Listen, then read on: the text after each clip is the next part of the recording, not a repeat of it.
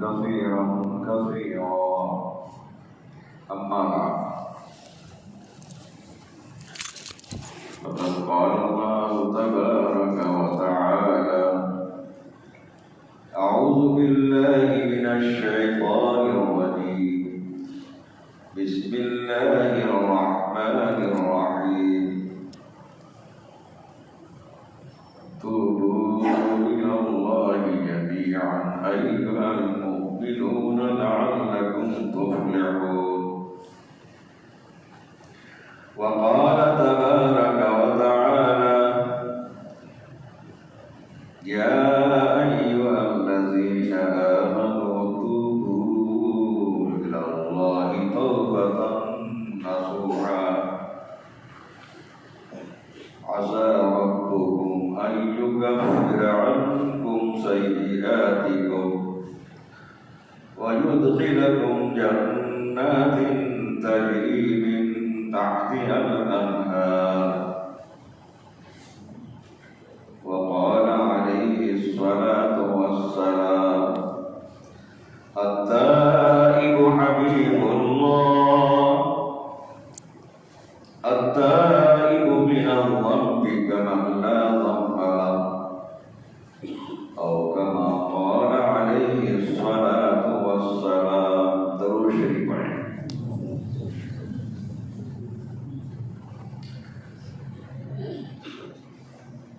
بزرگان محترم،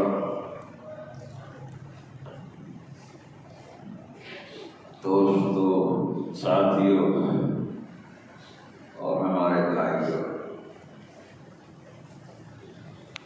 سارے رشتہ بھی اس سے پہلے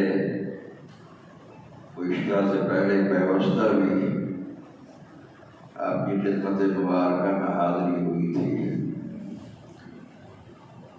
اور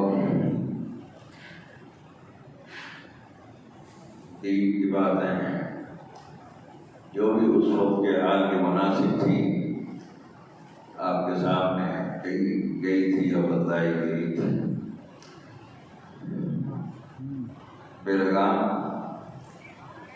کا جو میرا انسان کا دورہ ہوا تو بیانات تو جمعہ کے صبح ہی سے بیانات ہو رہے ہیں ماشاء اللہ. اور میں سمجھتا ہوں کہ آج آپ اس مسجد میں اور اس مجلس میں ہماری آخری بات ہوگی.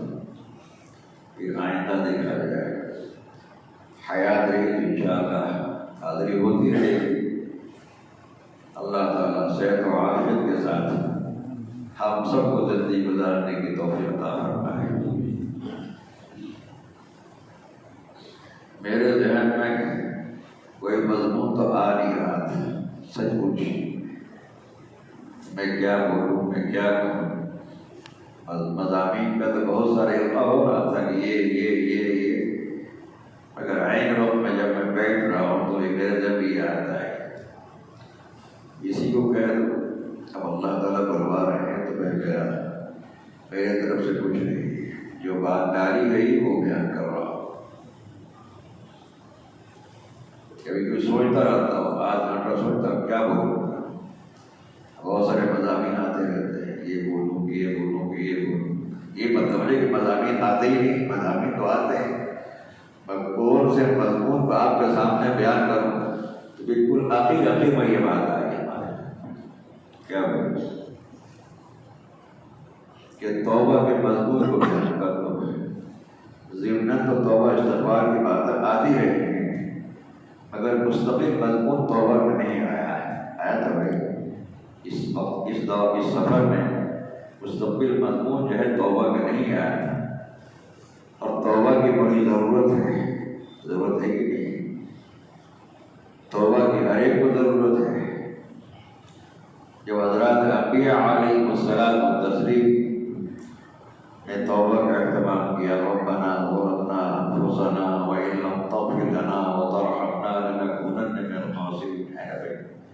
واعف عنا واغفر لنا وارحمنا انت مولانا فانصرنا على القوم الكافرین. یہ سب توبہ کے مضامین تو کیا ہے.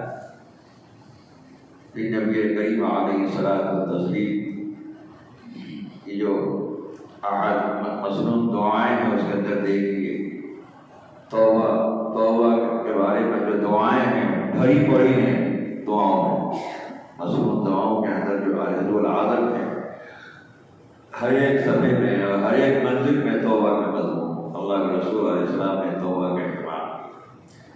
پھر حضرات صحابہ کی یہی تعامل رہا، حضرات تابعین کا یہی تعامل رہا، یہ عمل رہا۔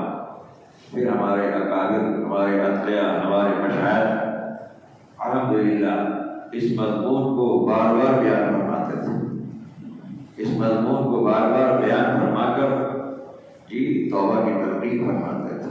ہمارے حضرت فقیر امت مفتی محمود صاحب، مفتی اعظم تعلق نور اللہ مرقدہ وبرکت اللہ مرجع، ان کے جو مواعظ میں، ان مواعظ میں اندر توبہ کا مضمون بھی ہے کہ نہیں؟ توبہ کا مضمون خاص طریقے سے ہے، بڑی تفصیل سے مواعظ کے اندر ہے۔ حضرت فقیر امت کے اس کو پڑھنا چاہیے۔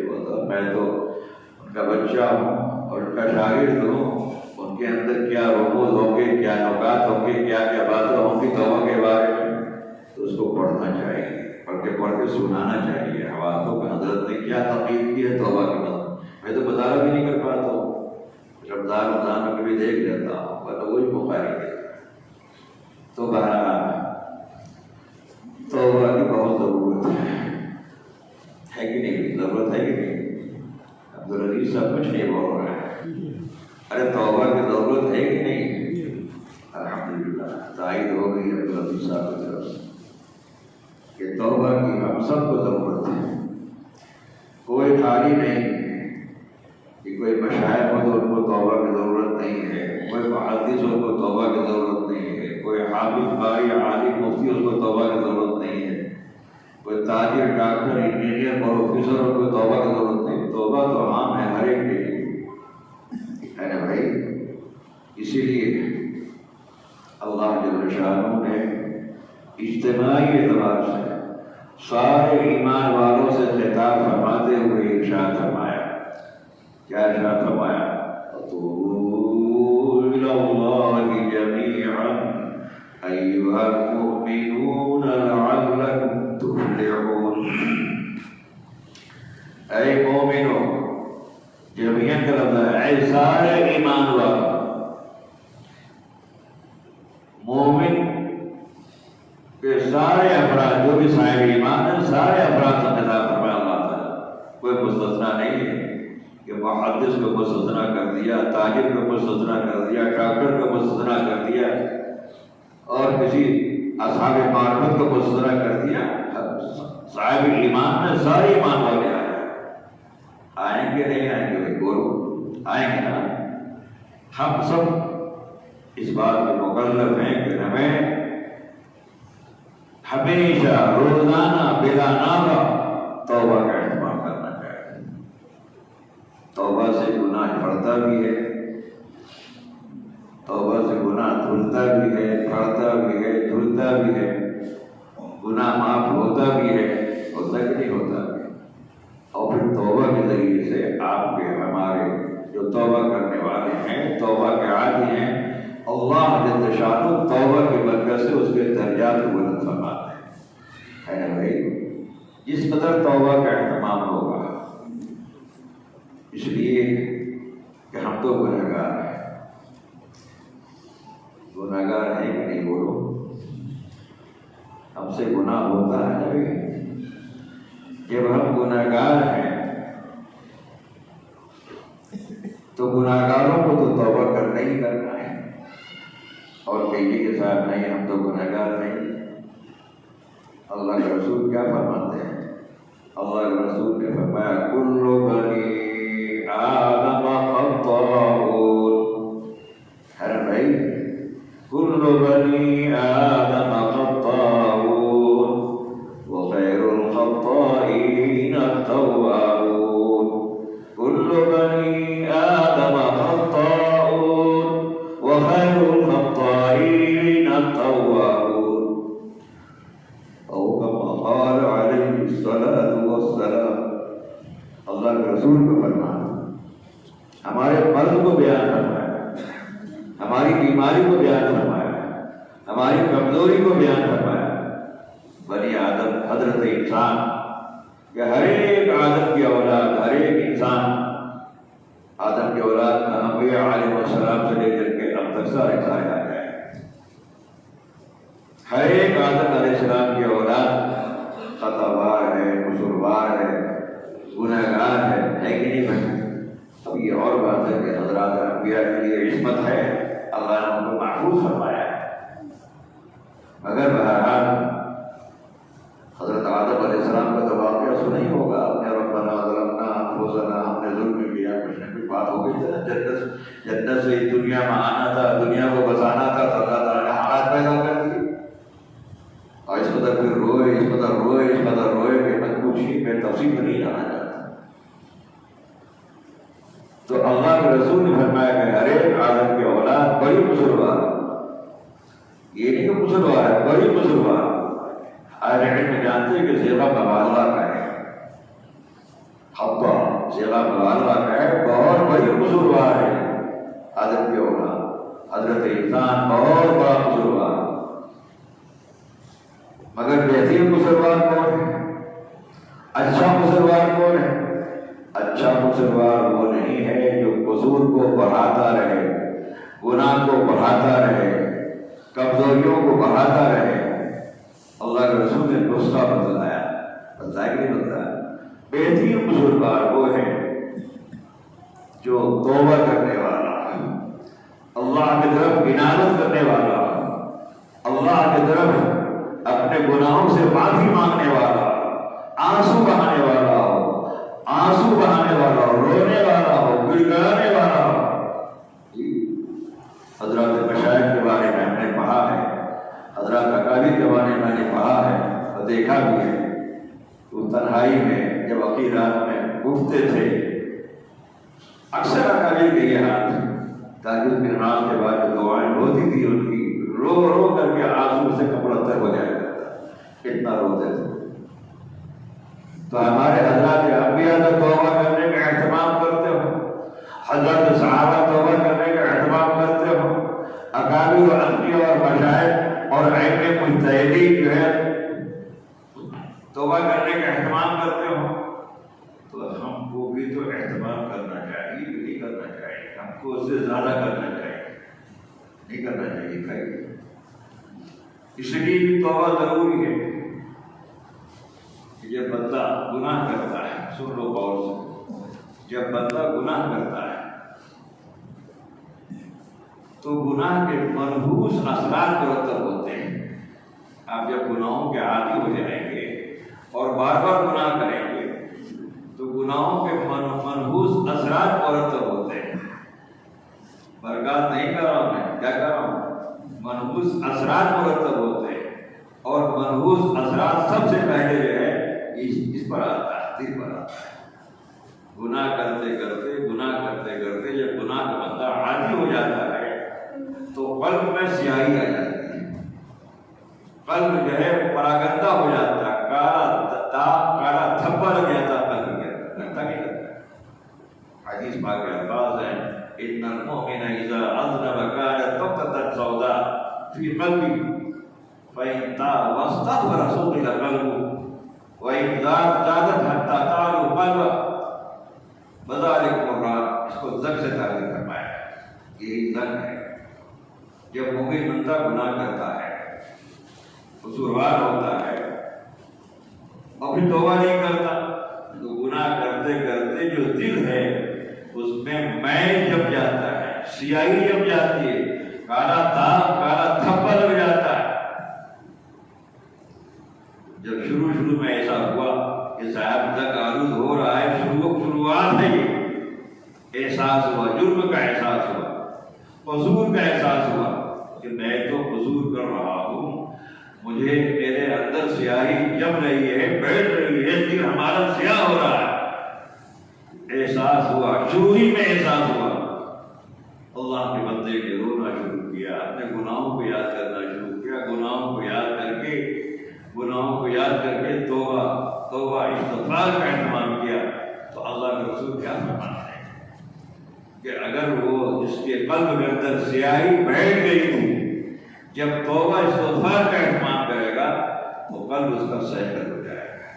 الحمدللہ قلب کے اندر صفائی آ جائے گی، یعنی وہ جو زنگ لگا ہوا تھا، وہ میل لگا ہوا تھا، اور کیچڑ جمع ہوا تھا، گندگی جمع ہوئی تھی، بخارا جمع ہوا تھا، وہ سب دھل جائے گا انشاءاللہ۔ ہے نا بھائی؟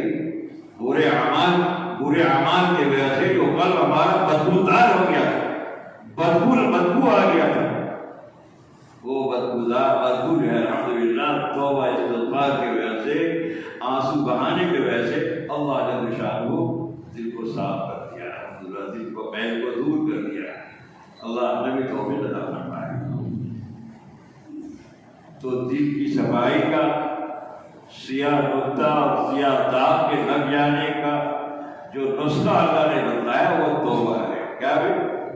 اور یہ بھی پاؤڈر ہے، توبہ بھی پاؤڈر ہے، آسمانی پاؤڈر ہے، روحانی پاؤڈر ہے، ایمانی پاؤڈر ہے، الہامی پاؤڈر ہے جو اللہ تعالیٰ نے ہمیں عطا فرمایا۔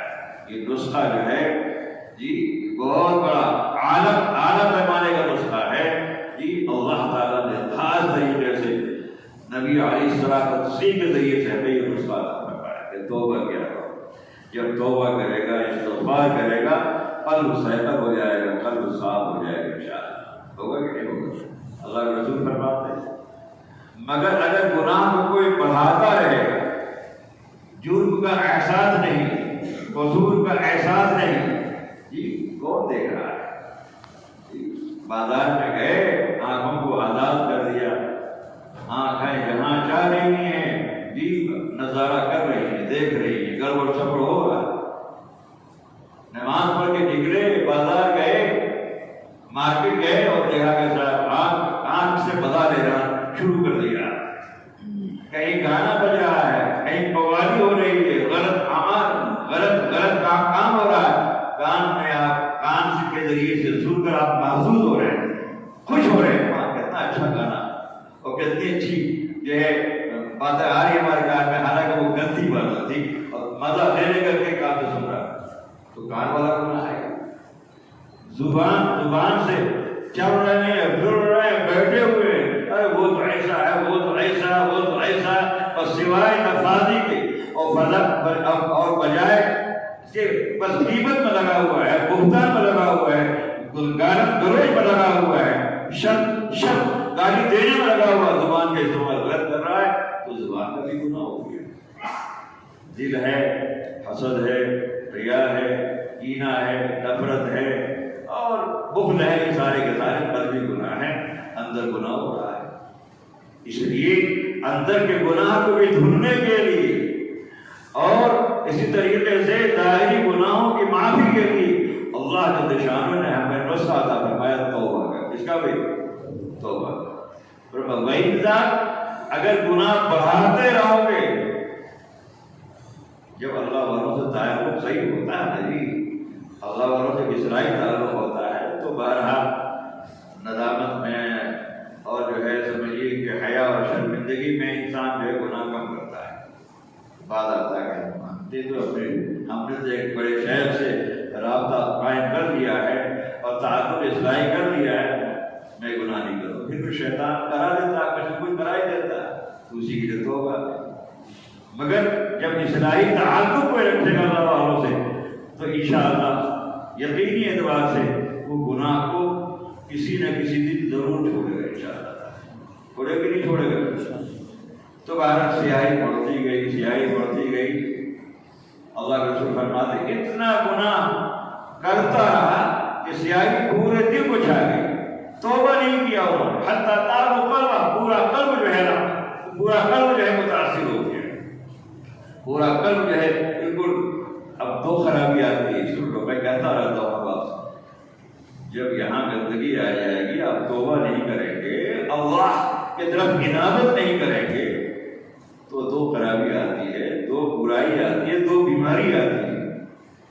اگر تھوڑا سا سیاہی پر کمی رہی تو جو اعمال کی حلاوت ہے، نماز پڑھیں گے آپ، تلاوت کریں گے آپ، تصویر پڑھیں گے آپ، کوئی بھی عمل خیر کا اہتمام کریں گے، تو اگر سیاہی زیادہ مکمل نہیں ہے تو اعمال کی حلاوت سے ہو جاتی ہے. جو ایک اعمال میں شرینیت اور مٹھاس آپ محسوس کرتے ہوں گے وہ حلاوت محسوس نہیں کر پائیں گے آپ، اس لیے کہ صاحب آپ کے قلب کے اندر سیاہی آ گئی ہے، آپ نے توبہ کا اہتمام نہیں کیا ہے. کیا وہ ہے کہ نہیں؟ بولو نا. اور کبھی ایسا بھی ہوتا ہے، اللہ ہم سب کی حفاظت فرمائے، ایک بندہ نماز پڑھ رہا تھا، چلا لگا رہا تھا، دعوت اللہ کی محنت میں لگا ہوا تھا، کسی شیخ کی نسبت سے وہ ذکر و اذکار بھی کر رہا تھا، مگر اس کی لت اتنی خراب ہو گئی، اس کی صحبت اتنی گندی ہو گئی، وہ گناہ کرتے کرتے کرتے بالکل اس کا پورا دل سیاہ ہو گیا. نمازی تھا، وہ نماز پڑھتا تھا، داعی تھا، وہ دعوت اللہ کی محنت کرتا تھا، سب کچھ ہوتے ہوئے اعمال کی توفیق سلب ہو گئی اس سے.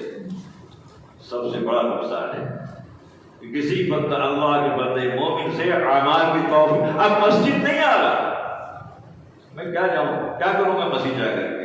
میں تو گناہگاری ہوں، میں تو شریر ہوں، میں تو بدماش ہوں. میں اب مسجد بھی نہیں آ رہا، دعوت اللہ کی محنت بھی نہیں کر رہا، قرآن بھی نہیں پڑھ رہا، اور کوئی عمل خیر کا اہتمام نہیں کر رہا. توفیق سلب ہو جاتی ہے. اللہ حفاظت فرمائے.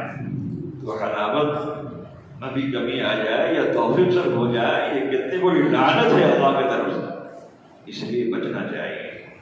نوجوانوں سے کہتا ہوں، نوجوان دوستوں سے کہتا ہوں، ساتھیوں سے کہتا ہوں کہ دیکھو زندگی گزارو، صحیح انداز سے گزارو. موبائل کا استعمال کرو، صحیح استعمال کرو. خرافات میں مت لگو موبائل میں. اس کے اندر ننگی تصویریں آتی ہیں، زناکاری کی تصویریں آتی ہیں، نہ معلوم کیا کیا بے حیائی کی تصویریں آتی ہیں، اور تم دیکھتے ہو، مزہ لیتے ہو. ننگی تصویر کو مزہ لے کے دیکھتے ہو، غلط کام کرا اس کو مزہ لے کے دیکھتے ہو. تو اس کے بزرگوں بڑی حیرت کی بات ہے اور عبرت کی بات ہے کہ ہمارے نوجوان لڑکے اور نوجوان لڑکیاں جو ہیں اس گناہ میں مبتلا ہے. وہ کیا پڑھے گی نماز، وہ کیا پڑھے گا نماز، وہ کیا آئے گا مسجد، وہ قرآن کیا پڑھے گا، وہ تو لگا ہوا ہے اپنے دھن میں لگا ہوا ہے. اعمال کی توفیق سلب ہو جاتی ہے. اس لیے موبائل کا استعمال کرو اللہ کے واسطے.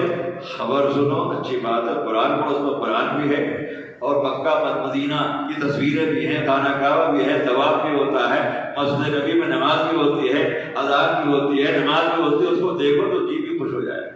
جیسا کہ دیکھو کتنی اچھی بات ہے. کسی اکابر کی تقریر کہیں آ رہی، اس کو پڑھو، اس کو سنو، فائدہ ہو. تو موبائل کا استعمال جو ہے غلط کام کے لیے کرتے ہو اور گناہوں کو بڑھاتے ہو، گندگی پراگندگی میں مبتلا ہوتے ہو، یہ اچھی بات نہیں. اس لیے توبہ کرو کہ انشاءاللہ ایسی حرکت نہیں کریں گے. موبائل کا صحیح استعمال بہت فتنہ ہے، بہت بڑا فتنہ ہے. ہم نے چھوڑ دیا آزاد اپنی بیٹیوں کو، ہم نے چھوڑ دیا آزاد اپنے بیٹوں کو. نوجوان لڑکے نوجوان لڑکیاں جو ہیں برباد ہو رہی ہیں، برباد ہو رہے ہیں، اور ہم اس طرف تو بلکہ اور خرید کے دیتے کہ یہ خرید، یہ لو، یہ والا لو، یہ والا لو. ارے بھائی ہمارے پاس تو موبائل ہے، دیکھو اس میں تو کوئی نیٹ تو ہے نہیں، سادہ سودی ہے. اور اگر شوق ہے بھی گھروں کے اندر تو اس کا استعمال جو ہے اچھی چیزوں کے لیے ہوتا ہے. میں تو خبر بھی سنتا ہوں، پوتے سے کہتا ہوں خبر لگا دیتا میں سن لیتا ہوں. مگر فوش گانا اور ننگی تصویریں دیکھنا اور بے حیائی والے عمل کو دیکھنا، یہ تو آپ کی آنکھ کو خراب کرے گا، آپ کے دل کو خراب کرے گا، آپ کے عقل و شعور کو خراب کرے گا. اس لیے توبہ کی ضرورت ہے. ایسے پرفتر ماحول کے اندر جو ہے اپنے آپ کو سجانے کی، اپنے آپ کو بنانے کی فکر کیجیے. انشاءاللہ کریں گے نہیں کریں گے تو اعمال کی حلاوت سلب نہ ہو، اعمال کی توفیق سلب نہ ہو. اللہ سے دعا بھی کرنی چاہیے. اللہ ہم سب کے اولاد کو، ہم سب کے دوستوں کو اس لعنت سے محفوظ فرمائے. تو بہرحال میں یہ عرض کر رہا تھا کہ اللہ جل شانہ نے ارشاد فرمایا وَتُوبُوا إِلَى اللَّهِ جَمِيعًا أَيُّهَا الْمُؤْمِنُونَ لَعَلَّكُمْ تُفْلِحُونَ. اے ایمان والو سب کے سب توبہ کا اہتمام کرو. توبہ کیا ہے بتلاؤں گا کہ توبہ کیا ہے، کس طرح توبہ کرنا چاہیے. پہلے تو توبہ ذکر پر ابھی توبہ کرنا ہے، اور ایسی توبہ بھی نہیں کرنی ہے کہ زبان پر تو توبہ ہے، ہاتھ میں تسبیح کے دانے ہیں، اور دل کے اندر یہ کہ صاحب یہ گناہ بھی کروں گا، یہ بھی گناہ بھی کروں گا، بد نظری بھی کروں گا، غیبت، توبہ برلب سبحان برکب دل پر ذوق گناہ معصیت را خندمی آیت پر استغفار ما توبہ برلب سبحان برکب دل پر ذوق گناہ معصیت را خندمی آیت پر استغفار ما. ہے نا بھائی، زبان پر توبہ ہے، ہاتھ میں تسبیح کے دانے ہیں، سفید کے لباس ہے اور سب کچھ ہے، اور جناب دل کے اندر یہ کہ صاحب یہ تو یہ گناہ بھی کریں گے، یہ برائی بھی، یہ گندگی بھی کریں گے، یہ حرکت بھی کریں گے. شاعر نے فرمایا، شاعر عارف نے، ایسی نافرمانی کو، ایسی معصیت کو ہمارے توبہ استغفار پر ہنسی آتی ہے. یہ کیا توبہ کر رہا ہے؟ زبان پر توبہ ہے، ہاتھ پر تسبیح کے دانے ہیں، سر پہ گول ٹوپی ہے، اور صاحب ایسی حرکت ہو رہی ہے. یہ مطلب ہے گول ٹوپی والے کرتے ہیں، بغیر ٹوپی والے بھی کر رہے ہیں، جی انگریزی لباس والے بھی کر رہے ہیں. تو ایک مثال میں نے دی، ایک وہ تو اور نہیں کرنا چاہیے. ایسے لوگوں کو جو مشرع ہو، تسبیح پڑھتے ہو اور جو ہے نماز پڑھتے ہو، اور وہ ایسی حرکت کرے، اس کے لیے زیب نہیں دیتا. اس لیے کہ ان کا ماحول صحیح ہے. ماحول صحیح ہونے کے باوجود غلط ماحول میں چلے جائے تو اچھی بات نہیں. سبحان اللہ نے فرمایا، اے ایمان والو تم سب کے سب توبہ کا اہتمام کرو. کہیں نہیں آیا کہ اے جوانوں، نہیں آیا کہ اے بوڑھو، اے مردوں، اے عورتوں، سب کے لیے مومنون میں سب ہے. جوان ہیں لڑکے، جوان لڑکے، جوان لڑکیاں، بوڑھے، عورت اور مرد، کالے اور گورے، حبشی اور گورے، سارے کے ساتھ سبوں سے خطاب ہے. تم لوگ توبہ کا اہتمام کرو. نسخے فلاح کریں گے انشاءاللہ کہ نہیں؟ کیوں توبہ کا اہتمام کرو؟ اللہ نے فرمایا، لعلک توبوا الی اللہ جميعا ایھا المؤمنون لعلکم تفلحون. توبوا الی اللہ جميعا ایھا المؤمنون لعلکم تفلحون. اے ایمان والو تم سب کے سب توبہ کا اہتمام کرو. کس کا اہتمام کرو گے؟ تاکہ تم لوگ کامیاب ہو جاؤ. جی تم لوگوں کو اخروی کامیابی مل جائے، یہاں بھی کامیاب رہو. تو فلور کی تفسیر جو کی ہے صاحب جلالہ نے اکثر جگہ تفوزون اے تفوزون فی الدنیا والآخرہ، یعنی دنیا کے اندر بھی تم کامیاب ہو جاؤ اور آخرت میں تم کامیاب ہو جاؤ. دنیا اور آخرت دونوں جگہ تمہیں کامیابی مل جائے. کامیابی کا نسخہ ہے وہ توبہ کا اہتمام. کریں گے توبہ کہ نہیں کریں گے؟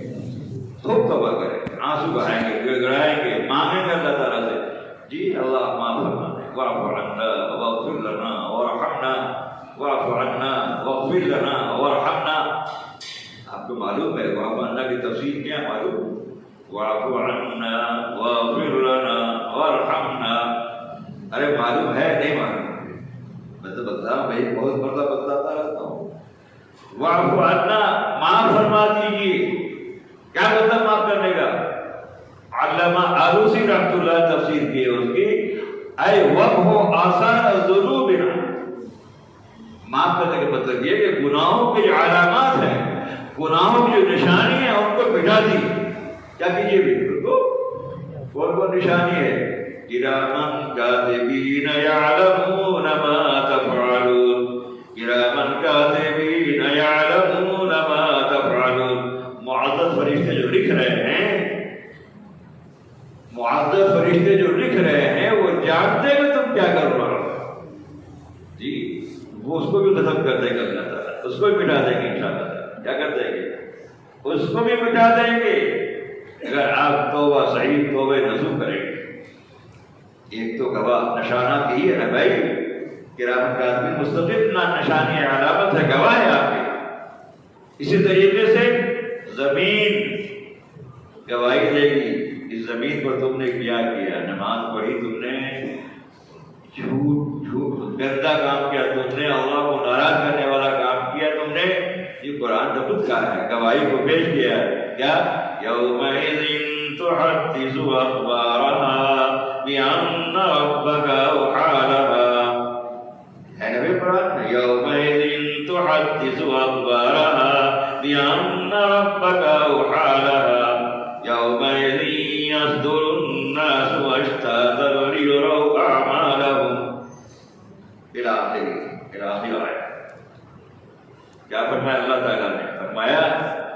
زمین، یہ جو زمین ہے، زمین جہاں بیٹھے ہوئے یہ بھی خبر بیان کرے گی۔ اس زمین پر تم نے تلاوت کا اہتمام کیا، اس زمین پر تم نے گنڈا گردی کی، اس زمین پر تم نے کانا بھوسی کیا، اس زمین پر تم نے شراب پیا، زنا کیا، کیا کیا نہیں کیا، سب گواہی ہے نا بھائی۔ اس لیے زمین کو گواہ مت بناؤ، زمین کو گواہ بناؤ تو اعمال خیر کے لیے گواہ بناؤ، ہے کہ نہیں؟ نماز کے لیے بناؤ، تلاوت کے لیے بناؤ، ذکر کے لیے بناؤ، انفاق کے لیے بناؤ۔ یہ زمین سب یہ کام کر رہا ہے، ورنہ یہی زمین آپ کے خلاف گواہی دے۔ یہ گواہ زمین کی ہے، اور یہ گواہ کون ہے؟ ایک علامت نشانی کون ہے بھائی؟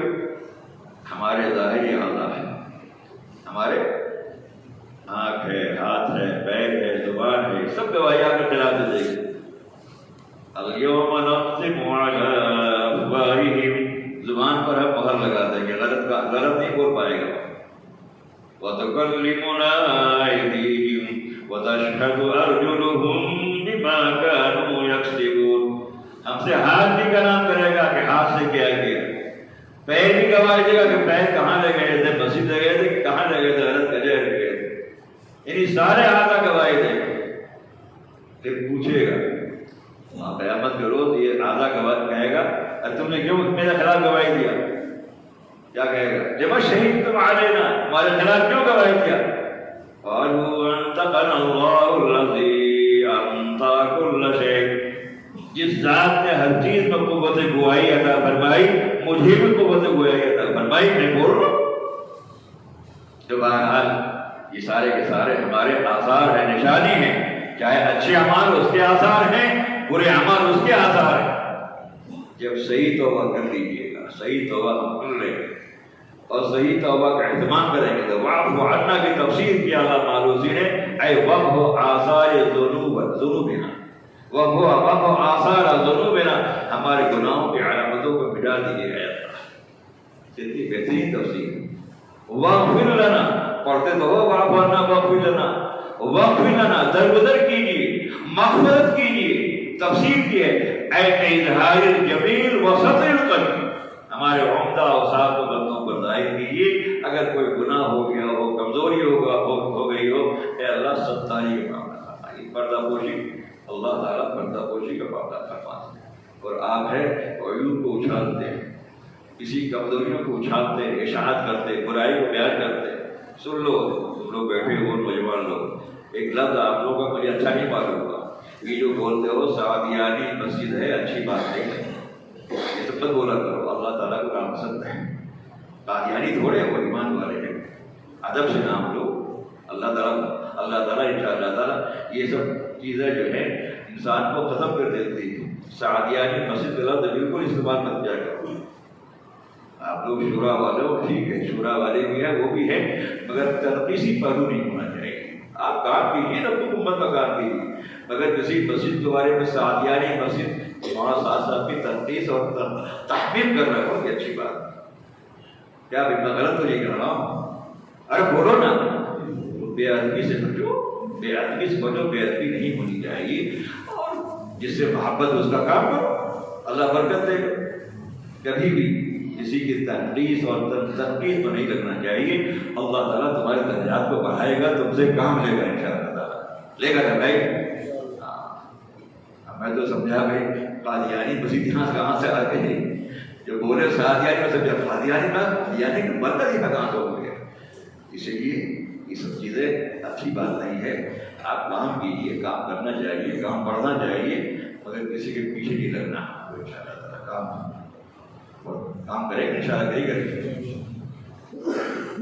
فرمایا بے اظہار الجمیل وسط القبیح، اللہ تعالیٰ جو ہے درگزر کے معاملہ فرمائیے، ہمارے عمدہ اوصاف کو ظاہر فرمائیے، اور جو قباحت ہے، گندگی ہے، اس پر ستاری کے معاملہ کریں۔ ہم بھی ستاری کے معاملہ کریں، ہم بھی پردہ پوشی کے معاملہ کریں۔ جو انسان کسی مسلمان کی پردہ پوشی کرتا ہے، اللہ تعالیٰ قیامت کے روز ان کی پردہ پوشی کرے گا۔ جو مسلمان کسی مسلمان کی پردہ داری کرتا ہے تو اللہ تعالیٰ وہاں بھی اس کو اکھاڑ پھینک دے گا، جی وہاں نقصان پہنچے گا، اس لیے اسے بچنا چاہیے۔ من ستر مسلما سترہ اللہ یوم القیامہ، اس کے الفاظ حدیث کے اندر ہے۔ اللہ تعالیٰ ہماری حفاظت فرمائے اور فرمایا واغفر لنا وارحمنا، ہم پر رحم فرمائیے۔ تفسیر کی ہے علامہ معروسی اے تفضل علینا بفنون الاعلیٰ مع عفان العقاب، مختلف سزا کے ہم مستحق ہیں اللہ، اس کے باوجود بھی آپ نے مختلف نعمتوں سے نوازا، مکان بھی دیا، دکان بھی دیا، فیکٹری بھی دی، اولاد بھی دی، بیوی بھی خوبصورت دی۔ اللہ تعالیٰ کتنا بڑا فضل ہے۔ اور ہم نے یہ تفسیر کیا علامہ معروسی رحمۃ اللہ علیہ نے کہ مختلف سزا کے ہم مستحق تھے، مگر تو نے اس کے بجائے نعمتوں سے نوازا، کھلا رہا، پلا رہا، مکان بنوا رہا، سب کچھ کر رہا، حج کرا رہا، عمرہ کرا رہا۔ اللہ کا فضل احسان، اللہ کی مہربانی۔ حضرت تھانوی رحمۃ اللہ علیہ نے تفسیر کی ہے اس کی، ورحمنا کی 4 تفسیر کی ہے، میں کبھی سنا بھی چکا ہوں۔ ورحمنا، ہم پر رحم کی، کیوں انورٹر نہیں لگایا ہو، اتنی مسجد قریب ہے۔ ورحمنا کیا فرمایا؟ طاعت کی توفیق عطا فرمائے۔ بولو بھائی، طاعت کی توفیق عطا فرمائے۔ اور فرمایا فراغی معیشت عطا فرمائی، معیشت میں جی روزی میں فراغی ہو، کشادگی ہو۔ ورحمنا کی تفسیر کی بے حساب مغفرت فرمائیے، یہ بھی اس کی تفسیر ہے، اور جنت میں داخل فرمائیے۔ توفیق طاعت بھی ہو، فراغی معیشت بھی ہو، اور بے حساب مغفرت بھی ہو، اور دخول جنت کا معاملہ بھی ہو۔ بہت بڑی نعمت ہے جو آیت میں پڑھتے ہو، اس کی جو تفسیر ہے وَاعْفُ عَنَّا وَاغْفِرْ لَنَا وَارْحَمْنَا أَنْتَ مَوْلَانَا فَانصُرْنَا عَلَى الْقَوْمِ الْكَافِرِينَ۔ تو بہرحال میں یہ عرض کر رہا تھا کہ بھائی ہمیں توبہ کرنا چاہیے تاکہ سیاہی دور ہو، یہ زنگ جو رکھ گیا دل کے اندر اس کو مٹ جائے، ختم ہو جائے۔ اسی لیے زوروں کی اس بات کی ہے کہ ہم سب کے سب توبہ نصوح کا اہتمام کریں۔ کس کا اہتمام کریں؟ توبہ نصوح کا اہتمام کریں۔ توبہ نصوح کی تفسیر تو میں سنا چکا ہوں کئی مرتبہ، آپ کو پھر بھی سنا دیتا ہوں۔ حضرت عبداللہ ابن عباس رضی اللہ تعالیٰ عنہما توبہ نصوح کی جو تفسیر کی ہے وہ فرمایا الندم بالقلب والاستغفار باللسان والاقلاع بالبدن والاضمار على ان لا يعود اليها ابدا۔ اور كما جاء في تفسیر ابن عباس رضی اللہ تعالیٰ عنہما فرماتے ہیں کہ توبہ نصوح کیا ہے؟ توبہ نصوح یہ ہے، توبہ نصوح یہ ہے، کیا ہے توبہ نصوح بھائی؟ دل سے نادم ہو جاؤ، شرمندہ ہو جاؤ کہ میں نے غلط کام کیا، نہیں کرنا چاہیے۔ زبان سے کلمات استغفار کا اہتمام کرتے رہو، اور اسی طریقے سے جس معصیت میں مبتلا ہو اسے چھوڑ دو، فوراً چھوڑ دو۔ بد نظری کر رہے ہو تو بد نظری چھوڑ دو، غیبت کر رہے ہو تو غیبت چھوڑ رہے ہو، گالی بک رہے ہو تو گالی بولنا چھوڑ دو، ہاتھ اور پیر کا غلط استعمال کر رہے ہو، دل کا غلط استعمال کر رہے ہو، شرمگاہ کا غلط استعمال کر رہے ہو، اس کو فوراً چھوڑ دو۔ ہے بھائی چھوڑے کہ نہیں چھوڑے؟ ارے چھوڑے کہ نہیں بھائی؟ اور اس کے ساتھ ساتھ چوتھی چیز یہ ہے کہ پختہ ارادہ کر لو کہ آئندہ کوئی گناہ نہیں کرنا انشاءاللہ۔ ہے بھائی یہ توبہ نصوح ہے، اسی کو اللہ نے فرمایا، میں ترجمہ کر کے بات ختم کر دیتا ہوں۔ فرمایا یا ایھا الذین آمنوا توبوا الی اللہ توبۃ نصوحا، اے ایمان والو توبہ نصوح کرو۔ توبہ نصوح سچی پکی توبہ، کیا بھائی؟ سچی پکی توبہ، یعنی الندم بالقلب بھی ہو، والاستغفار باللسان بھی ہو، اور والاقلاع بالبدن بھی ہو، والاضمار علی ان لا یعود الیہا ابدا بھی ہو۔ یہ توبہ نصوح، اے ایمان والو توبہ نصوح کرو۔ کریں گے انشاءاللہ تعالی؟ جو میں نے بتلایا وہ کریں گے۔ یہ توبہ نصوح ہے، سچی پکی توبہ اسی کا نام ہے۔ اب یہ مطلب نہیں ہے کہ صاحب آپ نے کسی کا مال ہڑپ کر لیا ہو تو اس توبہ سے معاف ہو جائے گا، نہیں، صاحب مال کے مال کو دینا پڑے گا۔ کسی پر آپ نے ظلم کیا تو اسے معافی مانگنی پڑے گی، کسی کا حق دبایا ہے تو حق کو ادا کرنا پڑے گا، تب تو توبہ نصوح ہوگا، ورنہ توبہ نصوح نہیں ہوگا۔ حق و لباس الگ چیز ہے، حق اللہ الگ چیز ہے۔ حق اللہ میں اللہ تعالیٰ معاف فرماتے ہیں کہ نماز میں کمزوری، روزے میں کمزوری، تلاوت میں کمزوری، مگر اگر کسی کا حق ہمارے دل میں ہے، جب تک کہ صاحب حق سے معاملہ صاف نہیں کرو گے اس وقت تک توبہ نصوح نہیں ہوگا۔ پھر تو نماز پڑھ لو، پھر تو آنسو بہا لو۔ اس لیے معاملہ سے معاملہ کو صاف کرنا، کریں گے انشاءاللہ۔ تو فرمایا کہ اے ایمان والو جو توبہ نصوح کرو گے قریب یقینی اعتبار سے عصا جو ہے تحقیق کے لیے، بالتحقیق اللہ جل شانہ تمہارے سیئات کو درگزر کر دے گا، جو گناہ ہے اس کو اللہ معاف فرما دے گا۔ جی معاف کرے گا نہیں کرے گا؟ بولو سیئات کو، گناہوں کو معاف کرے گا۔ اور فرمایا وَيَغْفِرْ لَكُمْ ذُنُوبَكُمْ، یہ ہے نا يُكَفِّرْ عَنْكُمْ سَيِّئَاتِكُمْ وَيُدْخِلَكُمْ جَنَّاتٍ تَجْرِي مِنْ تَحْتِهَا الْأَنْهَارُ، اور تمہیں اللہ جل شانہ یہاں گناہوں کو معاف فرمائے گا توبہ کے ذریعے سے، اور وہاں تمہیں جنت میں داخل کرے گا جس کے نیچے سے نہریں جاری ہوں گی۔ نہریں پانی کی بھی نہریں ہیں، دودھ کی بھی نہریں ہیں، شراب کی بھی نہریں ہیں۔ شراب تو برا وہ غلط شراب نہیں جی، وہاں کی شراب تو عجیب شراب، بہترین خوشبودار، بہترین مٹھاس جی ہے نا بھائی۔ وَفِيهَا أَنْهَارٌ مِّنْ خَمَرٍ لَذَّةٍ لِلشَّارِبِينَ، اور وہاں شہد کی نہریں بھی ہوں گی۔ وَأَنْهَارٌ مِّنْ عَسَلٍ مُّصَفًّى، ہے نا بھائی، بالکل بہترین شہد، پاک صاف، کوئی گندگی پراگندگی نہیں، اس کی نہریں ملیں گی۔ کبھی پانی کی نہریں کیا ہے وہ، وَفِيهَا أَنْهَارٌ مِّن مَّاءٍ غَيْرَ آسِنٍ، ایسے پانی کی نہریں ہوں گی جو کبھی پانی بدلنے والا نہیں، اس کا رنگ نہیں بدلے گا، اس کا مزہ نہیں بدلے گا، اس کا قوت نہیں بدلے گا، ہے نا بھائی، ایسا پانی ملے گا۔ وَأَنْهَارٌ مِّن لَبَنٍ لَمْ يَتَغَيَّرْ طَعْمُهُ، اور ایسی دودھ کی نہریں ملے گی جی جس کا مزہ کبھی نہیں بدلے گا۔ الحمدللہ، تو دودھ کی نہریں وہاں جب ملے گی بھائی انشاءاللہ تعالیٰ، اور پانی کی نہریں، شراب کی نہریں اور شہد کی نہریں، اس کے لیے پاپڑ کے لو، اس کے لیے مجاہدہ کر لو، اس کے لیے ہمت کر لو کہ انشاءاللہ کوئی گناہ نہیں کریں گے انشاءاللہ تعالیٰ، اور اگر گناہ ہو جائے گا تو توبہ کریں گے انشاءاللہ تعالیٰ۔ اسی کو اللہ نے فرمایا اے ایمان والو توبہ رسو کرو، یقیناً تمہارے سیئات کو اللہ معاف فرما دے گا اور تمہیں ایسی جنتوں میں داخل کرے گا جس کے نیچے سے نہریں جاری ہوتی، انہار فرمایا۔ تو انہار سے مراد کیا ہے؟ پانی کی نہریں ہیں، دودھ کی نہریں ہیں، شہد کی نہریں ہیں، شراب کی نہریں ہیں، اور نہ معلوم کون کون سی نہریں ہوں گے اللہ جانتا ہے۔